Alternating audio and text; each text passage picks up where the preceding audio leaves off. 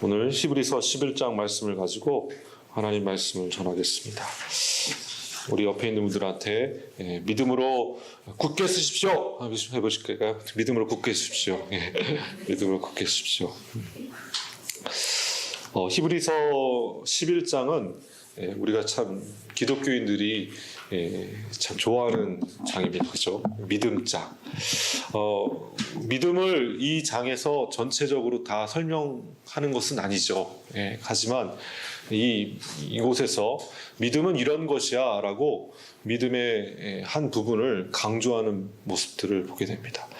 사실 이 믿음의 11장 말씀을 우리가 1절 말씀만 많이 암송하고 이게 도대체 무슨 1절 말씀이 도대체 무슨 뜻인지 잘 모르고 해석하는 경우들이 참 많은 것 같습니다.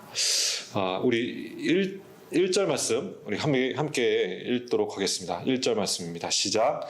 믿음은 바라는 것들의 실상이요 보이지 않는 것들의 증거니. 이건 저희들이 많이 암기하셨죠? 암송하셨는데 사실 이 전장을 보시고 이 내용이 무슨 내용인지 우리가 봐야 될 것 같습니다. 우리 10장 37절부터 38절 말씀을 우리가 보고 이 11장 1절 말씀을 봐야 될 것 같습니다.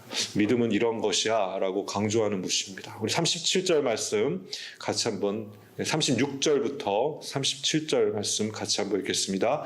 너희에게 인내가 필요함은 너희가 하나님의 뜻을 행한 후에 약속하신 것을 받기 위함이라. 잠깐 후면 오실 이가 오시리니 지체하지 아니하시리라. 그래서 지금 히브리서 기자는요 10장 말씀에 믿음은 인내하는 것이야. 인내가 필요해 라는 말씀을 하고 그리고 곧 오실 거야. 하나님께서 곧 오실 겁니다. 여러분 믿으십니까? 그래서 환난 중에 있는 성도들에게 인내하십시오 라고 권면하고 있는 모습들을 봅니다. 그러면서 38절에 나의 의인은 믿음으로 말미암아 살리라. 여러분 환난과 핍박이 올 때 여러분 인내하시고 믿음으로 버티시는 저와 여러분 되시기 원합니다. 여러분 믿음으로 말미암아 사십시오. 배교하지 않고 중간에 믿음 실족하지 않고 시험 들지 아니하고 오늘도 여러분 담대하게 인내하시면서 믿음으로 사시는 저와 여러분 되시기 원합니다.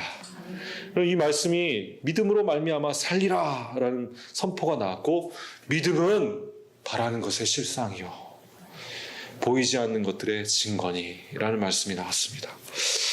여러분 믿음은 인내가 필요합니다.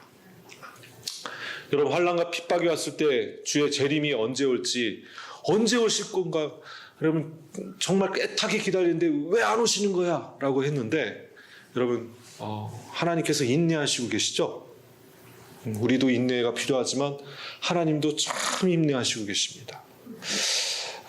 빨리 심판하시려고 하시지만 참고 계시는 하나님. 여러분 이때 여러분 믿음으로 버티시는 저와 여러분 되시기 원합니다. 우리는 뒤로 물러서지 않을 것입니다. 믿으십니까? 그래서 믿음은 오늘 1절 말씀에 믿음은 하나님 약속의 본체입니다 라는 말씀입니다. 뭐라고요? 하나님 약속의 본체입니다.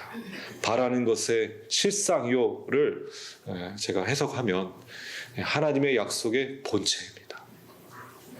믿으십니까? 멋진 해석 아닙니까? 네. 단순히 그냥 믿음은 확신이야. 그냥 마음속에 그냥 마음이야. 확신하고 의심하지 않는 거야. 라는 것을 뛰어넘으시는 저와 여러분 되셨으면 좋겠습니다. 믿음은요, 그렇게 앞에 오실 예수 그리스도, 장차 오실 예수 그리스도, 그리고 우리를 그 예수 그리스도께서 이 땅에 오셔서 구원하실 것을 그 약속, 하나님의 약속, 그 언약의 약속을 바라보는 것입니다. 여러분 실제 우리의 삶이 그렇게 될 줄 믿습니다. 우리의 몸이 그렇게 예수 그리스도와 함께 예수 그리스도께서 이 땅에 오셔서 우리 몸이 부활함으로 영원한 하나님 나라의 새 하늘과 새 땅에 입성할 수 있음을 여러분 믿으시기 원합니다. 그래서 모든 것은 보이지 않는 것들의 증거로 이미 그 약속을 확실히 우리에게 주셨다라는 말씀으로 1절 말씀이 나오죠. 보이지 않는 것들의 증거니. 하나님께서 이 모든 것은 실상으로 보여주실 것인데, 실제로 주님께서 다시 오실 때 딱 우리에게 보여주실 것인데, 그것들은 다 어떻게 이미 보여주셨다고요? 보이지 않는 것들로, 증거들로 우리에게 다 보여주셨다. 증거들 다 우리에게 보여주셨다라는 말씀이죠. 자, 그래서 구약의 많은 인물들이, 선진들이 이 증거를 얻었다는 것을 여러분 믿으시는 저와 여러분 되셨으면 좋겠습니다. 우리 3절 말씀을 같이 한번 큰 소리로 읽겠습니다. 시작. 믿음으로 모든 세계가 하나님의 말씀으로 지어진 줄을 우리가 아나니 보이는 것은 나타난 것으로 말미암아 된 것이 아니니라. 보이지 않는 것들의 증거다. 이것은요, 보이지 않는 것으로 보이는 것을 창조하신, 여러분 하나님께서 천지 창조하실 때 어떻게 창조하셨죠? 보이지 않는 하나님의 말씀으로 있으라 하면 있었죠. 네, 그래서 하나님의 말씀은 보이지 않지만 그 보이지 않는 것으로 보이는 것을 창조하신, 실상으로 만드신 하나님이심을 믿으십시오. 여러분, 보이지 않는 말씀이 세상의 모든 것을 보이게 했습니다. 믿으십니까? 예. 여러분, 그래서 하나님의 말씀, 그 믿음의 기초라는 것은 우리가 어떤 믿음을 가져야 되냐면 그 기초는 보이지 않는 하나님의 말씀의 기초가 되어야 될 줄 믿습니다. 말씀은 보이지 않지만 여러분 이제 그 말씀이 보이는 것이 되길 원합니다. 욥이 그랬죠. 내가 정말 귀로만 들었는데 하나님의 말씀을 듣고 내가 이제 눈으로 봅니다. 실상으로 봅니다. 내가 귀만 들었지만 이제 실상으로 봅니다. 여러분, 보이는 것은 잠깐입니다. 보이지 않는 것이 영원하다라는 말씀으로 고린도후서 말씀에 나오죠. 여러분, 보이지 않는 것을 바라보시고 여러분 그것을 추구하고 나가셨을 때 보이는 것으로 될 줄 믿습니다. 여러분, 구약의 선진들이 그렇게 예를 들죠. 오늘 뭐 아벨, 노아, 아브라함, 이삭, 모세, 라합, 수많은 구약의 수많은 선진들, 참 많은 분들이 그렇게 질문합니다. 이순신 장군과 유관순 열사는 과연 예수 그리스도 믿고 돌아갔지 천국 갔나요? 정말 선하고 했는, 쉽게 하는 질문이잖아요. 근데 왜 거기 유관순 열사가 들어가는지 모르겠어요.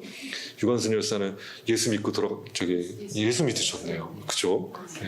정말 신앙이 좋으시고 그 감옥소에서도 기도하셨던 분 아닙니까? 하여튼 우리나라 사람들 착한 사람 하면 두 사람을 꼽는 것 같습니다. 구약에 살았던 아직 예수 그리스도께 태어나지 않으신 상황에서 죽었던 많은 구약의 사람들은 과연 어떻게 됐을까요? 그렇죠. 그들은요 장차 오실 메시아를 믿었습니다. 믿으십니까? 우리나라에서도 어떤 사람이 장차 오실 메시아를 믿었다면 하나님께서 그를 의인으로 만드셨음을 믿으십시오. 아멘. 그래서 구약의 선진들, 구약의 많은 사람들, 아예 그냥 처음부터 거슬러 올라가죠. 그래서 아벨부터 시작합니다. 아벨과 노아 이 이야기부터 쭉 시작합니다. 우리 4절 말씀 아벨부터 시작해 볼까요? 우리 이제 구약의 이제 창세기 처음으로 들어가는 겁니다.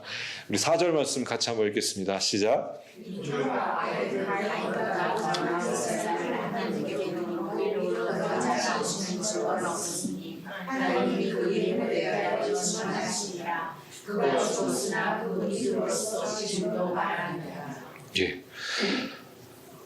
여러분, 아벨에 관한 글은 사실 굉장히 작습니다. 그죠? 등장하자마자 죽었어요. 그죠? 말 한마디 남기지 못하고 죽었습니다. 그가 한 얘기는 창세기에 기록되지 않았습니다. 참 비참한 죽음이죠. 돌에 맞아 죽었습니다. 그것도 형제 가인에게, 죽었습니다. 여러분, 아벨은요, 아담의 둘째 아들이었죠. 둘째 아들이었고 목동이었습니다. 그리고 살해당한 피해자였죠. 여러분, 그에 관한 글, 특히 그의 예배를 받으셨다는 말씀이 나옵니다. 여러분, 이 더 나은 제사를 하나님께 드림으로 의롭다함을 입은 자라고 성경은 기록하고 있습니다. 여러분, 아벨은요 의인이었습니다. 믿으십니까? 네. 왜냐하면 하나님이 의롭다 하셨기 때문에 의로운 자였습니다. 여러분, 그 의로운 아벨이 아무 말도 남기지 못하고 돌에 쳐 죽음을 당했어요. 여러분, 이 말씀 창세기 4장 10절 말씀에 아벨의 핏소리가 땅에서 나에게 호소하고 있다. 가인을 찾는 하나님이 너의 동생의 핏소리가 나에게 호소하고 있다 라는 말을 하나님께서 하세요. 여러분, 아벨이 죽은 후에 말하고 있습니다. 말하고 있어요. 여러분, 아벨은요 고통받는 자들, 그 고통받는 자들의 외침의 대명사입니다. 첫 번째 살해 피해자거든요. 억울하게 죽은 자입니다. 의인인데 죽임당한 사람입니다. 여러분, 의인이신데 죽임당하신 분이 누구 있으시죠? 예수님이시죠. 의인인데 고난당한 사람 또 누구 있죠? 굉장히 많죠. 특히 욥 같은 경우에. 그렇죠. 의인인데 고난당한 사람들은 많지만 의인인데 죽음을 당한 사람들 그렇게 많지는 않습니다. 근데 의인인데 죽임당한 첫 번째 사람이 누구라고요? 아벨입니다. 아벨. 여러분, 아벨의 피는 오늘도 보복, 공의의 하나님께 하나님 어떻게 이런 일이 벌어질 수 있습니까? 하나님 공정하신 하나님이신데 왜 이런 일이 벌어집니까? 가인에게 벌 주셔야 되지 않습니까? 라고 그의 핏소리는 호소하는 울부짖음의 보복의 호소였습니다. 여러분, 이 피는 완전하지 않습니다. 그런데 예수 그리스도의 의인이신 예수 그리스도께서 죽으심으로 피값으로 사신 그 피는 어떤 소리를 내고 있어요? 사랑의 하나님을 얘기하고 있습니다. 화해와 용서의 하나님을 우리에게 선포하시고 계십니다. 믿으십니까? 용서와 화해의 손길을 우리에게 내미시는 핏소리입니다. 그럼 믿으십니까? 그래서 여기 12장 말씀에도 그래서 아벨의 피는 완전하지 않다라는 말씀으로 12장 24절에 나와요. 히브리서 12장 24절에 아벨의 피보다 예수의 피가 더 낫다라는 말로 우리를 인도하시고 있어요. 여러분, 아벨의 피는 보복의 호소였지만 예수님의 피는 용서와 화해의 하나님의 손길이었습니다. 믿으십니까? 네. 그럼 이렇게 의인이었던 아벨이 죽어서 말함으로 우리에게 확실한 증거를 보여주셨죠. 네. 여러분, 오늘 아벨이 어떤 예수 그리스도의 표상이 되었는지, 예수 그리스도의 증거가 되셨는지 아셨겠죠?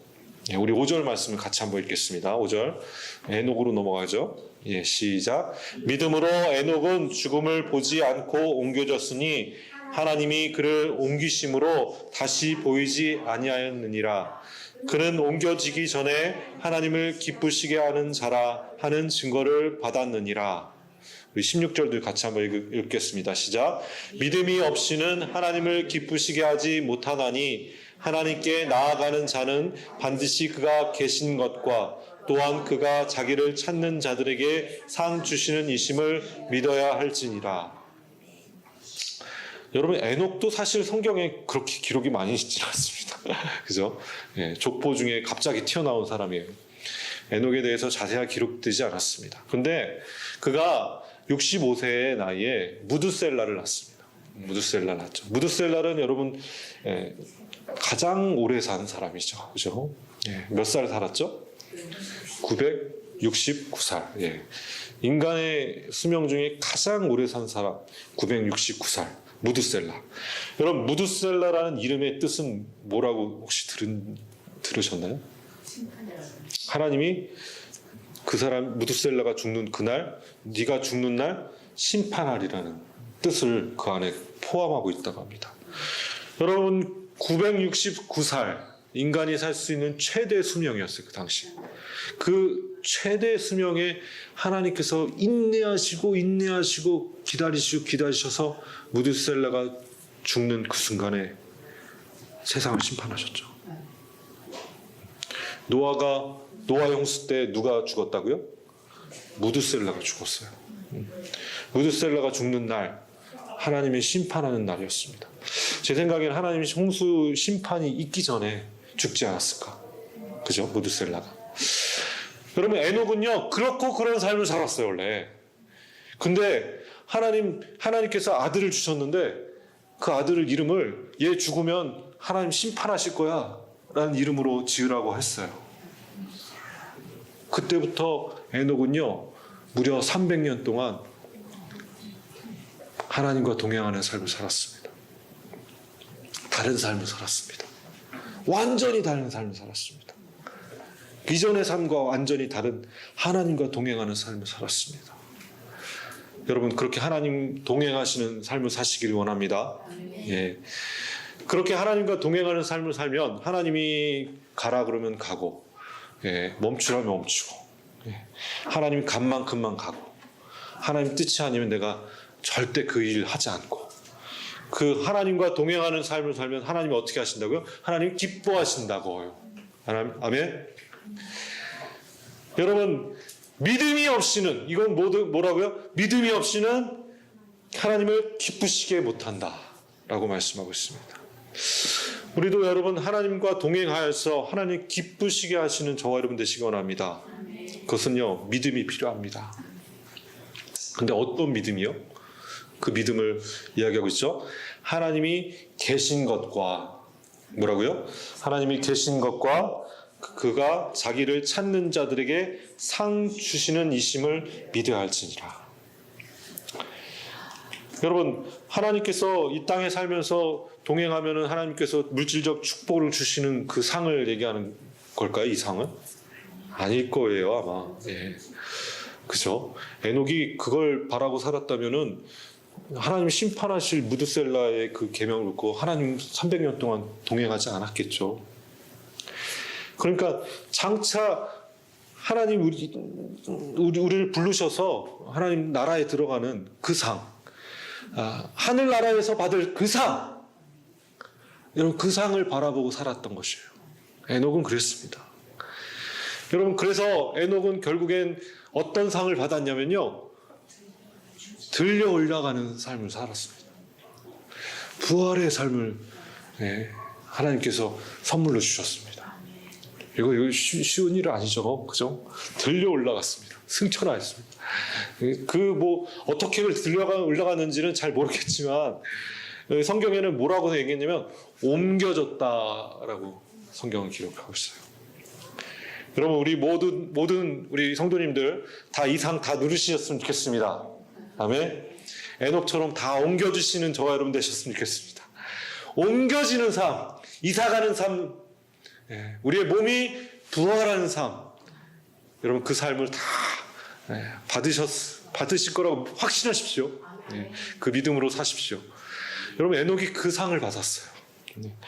세상의 재물이 아니라 그 옮겨지는 상을 받았습니다. 오늘 7절 말씀을, 시간이 너무 많이 흐르네요. 7절 같이 한번 읽겠습니다. 시작. 믿음으로 노아는 아직 보이지 않는 일에 경고하심을 받아 경외함으로 방주를 준비하여 그 집을 구원하였으니 이로 말미암아 세상을 정죄하고 믿음을 따르는 이의의 상속자가 되었느니라. 이제 노아의 얘기를 좀 해야겠죠. 의인이었습니다. 여러분, 지금까지 세 명의 공통점은 의인이었다는 것입니다. 그죠? 하나님께서 노아를 어떻게 평가했냐면 뭐라고 평가하셨죠? 흠이 없는 자다. 당대의 최고의 의인이었다라고 평가하시고 계십니다. 당대에 굉장히 많은 사람들이 있었을 텐데 가장 큰 의인이었다라고, 당대의 최고였다 라고, 의인이었다라고 인증하신 하나님의 사람이었습니다. 여러분, 이 의로운 자의 세 번째 간증자는 바로 노아였습니다. 여러분, 방주를 만들라는 하나님의 계명을, 말씀을 받았죠. 여러분, 그때 시절에는 무지개가 나타나지 않았으니까 비라는 게 없었어요. 그죠? 소나기가 내려야지 무지개가 생기는 거 아닙니까? 근데 심판 이후에 무지개가 생겼잖아요. 그럼 그 전까지는 뭐가 없었다고요? 비가 없었다는 거죠. 비라는 자체가 없었어요. 그럼 비가 없었다면은 어땠을까요, 여러분? 배를 위해지요. 네, 미세먼지가 미세먼지가 가득하겠죠. 그죠?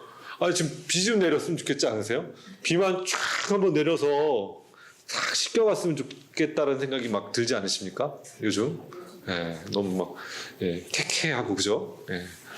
그 당시 이제 비가 없었다는 것은 바람이 없었다는 거죠. 기후가 없었다는 것입니다.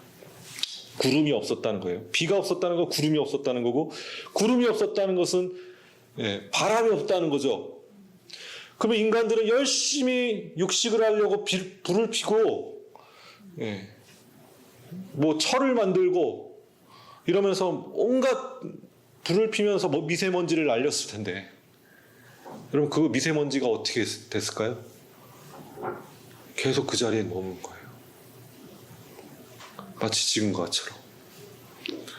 그럼 어떻게 하셔야 되죠, 하나님이? 비를 내려주실 수밖에 없습니다.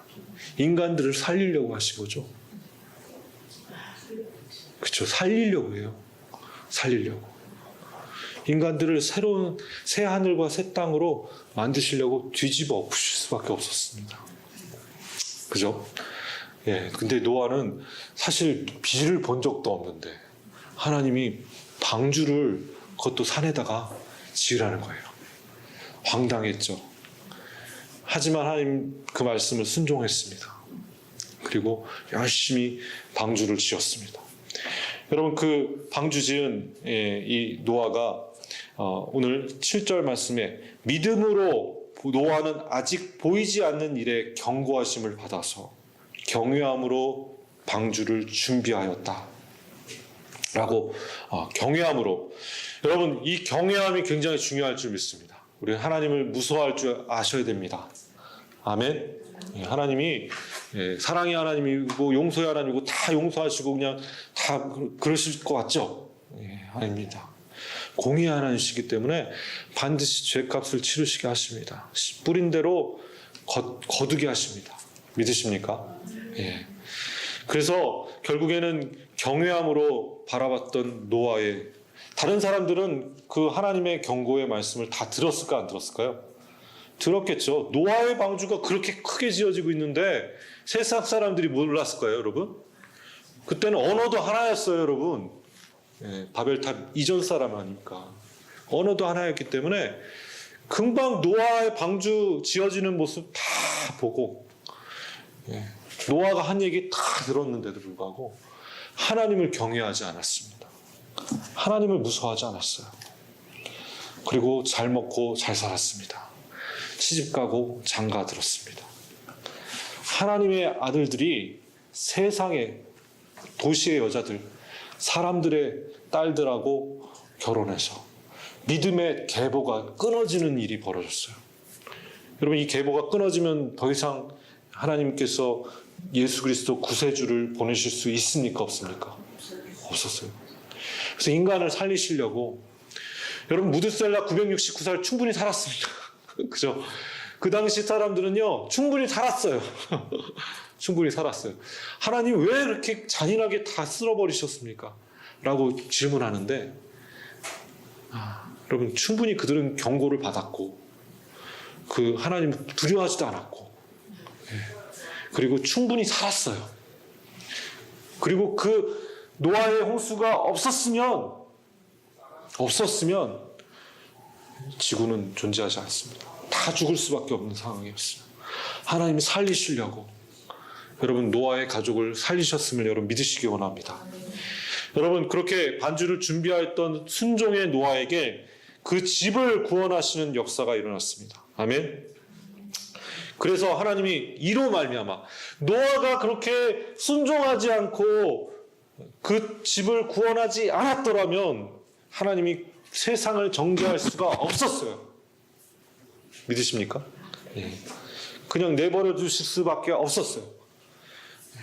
정죄하셔야만 하는 상황인데. 그래서 이로 말미암아 세상을 정죄하고 노아의 순종으로 말미암아 세상을 심판하셨다. 믿음을 따르는 이의 상속자가 노아가 되게 하셨다.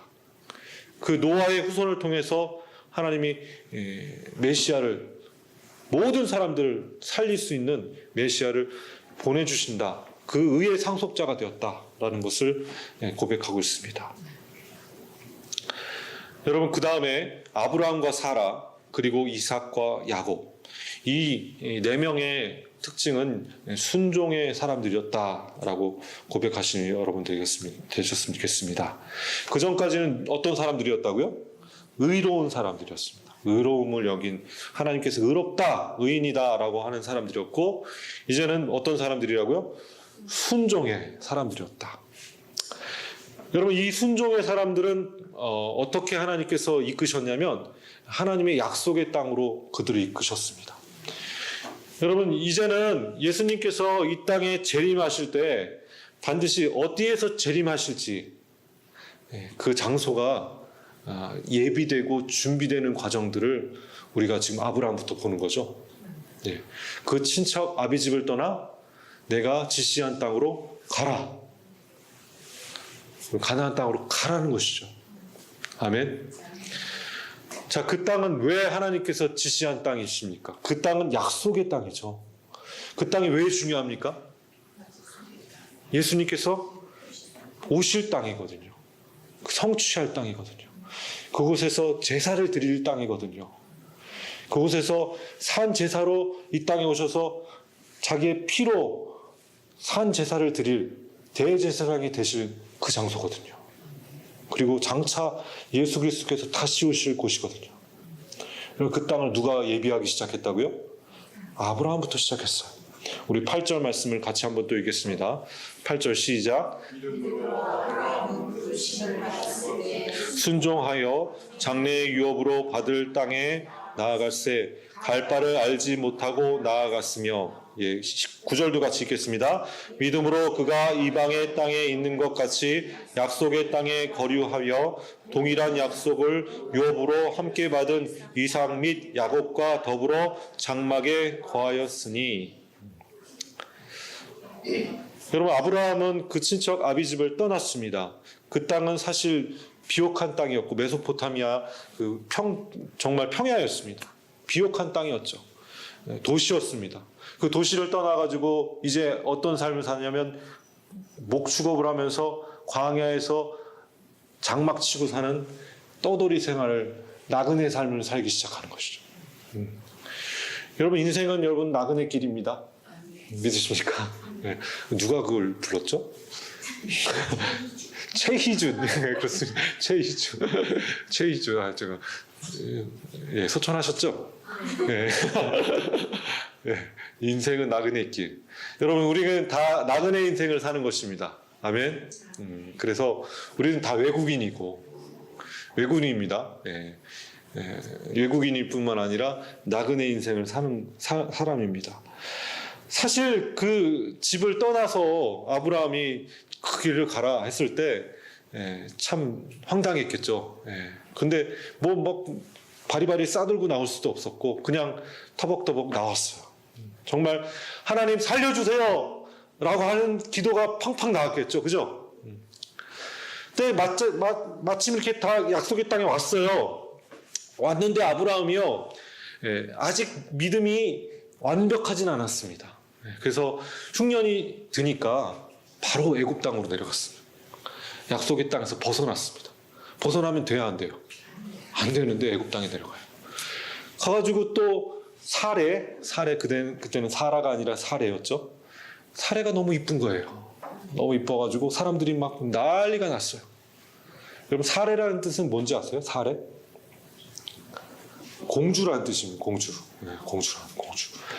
사례 정말 공주 같은 아내가 있었는데 이 아내 이봉 누이잖아요. 이 사례를 사람들이 막 하니까 내 아내가 아니라 했더니 바로가 와가지고 바로 가라앉혔죠.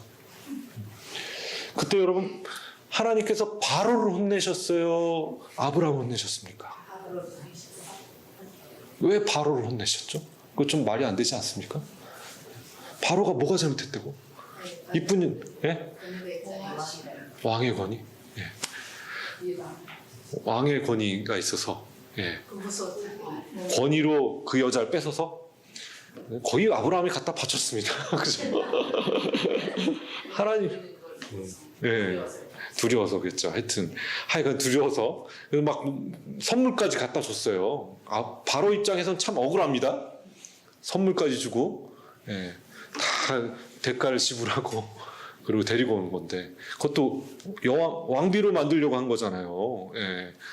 그랬는데 이 아브라함이 하나님께서 징계하신 게 아니라 바로를 혼내십니다. 바로가 깜짝 놀라죠. 그리고 아브라함에게 찾아와가지고 너 왜 거짓말하느냐? 내가 큰 범죄를 저지를 뻔했다. 너 때문에 우리가 다 죽을 뻔했다. 라는 얘기를 하죠. 여러분 아브라함이 그렇게 믿음이 아직 없었어요. 예, 나의 자손을 통해서 수많은 사람들이 모든 족속들이 다 구원받을 수 있는 그런 약속의 말씀을 믿지 않았습니다. 그렇죠? 그런데 그 아브라함을 혼내지 않으시고 바로를 혼낸 것은 무슨 이유일까요? 아니 아직 믿음이 온전치 않거든요. 아브라함이. 이건 훈련 단계예요. 하나님이 지금 가르쳐 주시는 거예요. 여러분 바로를 혼내심으로써 아브라함에게 티칭하신 건 뭐냐면요. 하나님이 그때 아브라함에게 말씀하신 그 내용은 뭐냐면 야 내가 바로보다 위에 있어. 그죠? 그래서 아브라함이 그때 깨닫게 됐습니다. 아니 그 시대 최고의 제국의 왕인 바로보다 하나님이 더 위야. 그 당시 최고의 왕보다 하나님이 더 위라는 것을 알게 됐어요. 그때부터 아브라함이 믿음이 생겼을까 안 생겼을까요? 네. 내가 믿는 신이 그냥 많은 신 중에 하나인 줄 알았는데 내가 믿는 신이 최고의 신이었어요. 아브라함이 그렇게 믿게 된 거예요. 여러분 그 아브라함의 그 믿음이 하나씩 하나님께서 가꾸어 가시는 모습들을 보십시오. 그리고 아브라함이 믿음이 더해졌어요. 결국엔 아브라함을 하나님께서 시험하십니다. 그 테스트를 하시죠. 이삭을 바치는 테스트를 합니다. 그 내용이 오늘 나오죠. 예, 몇 절이죠? 갑자기.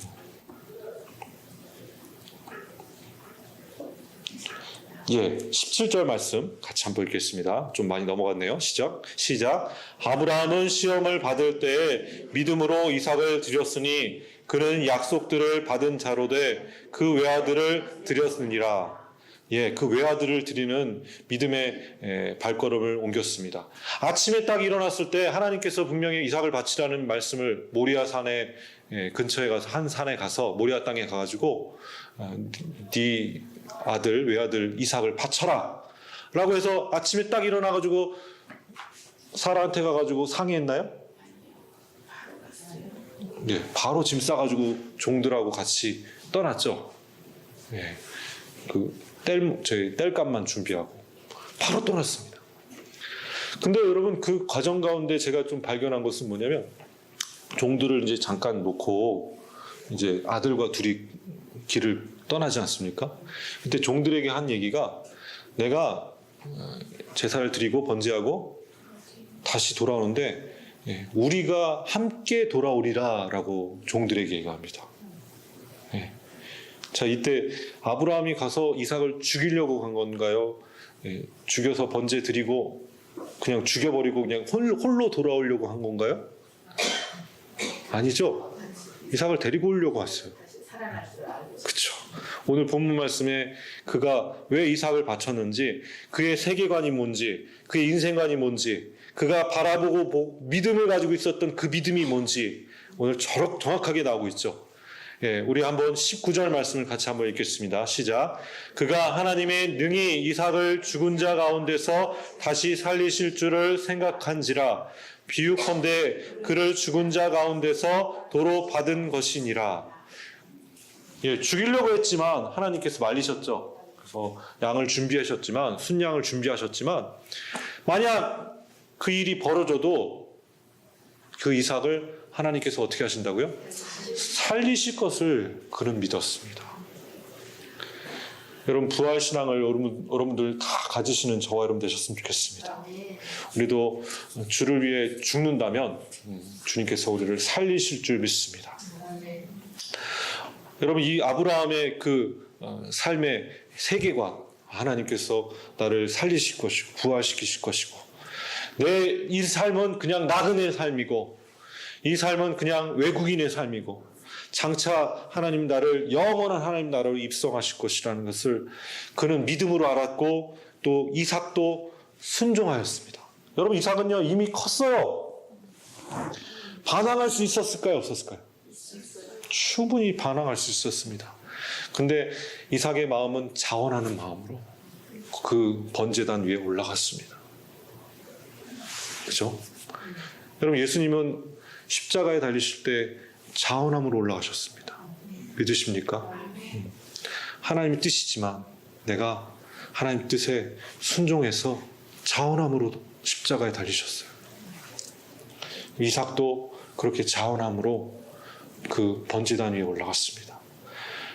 여러분, 그래서 이삭은 순종의 사람이 되었습니다.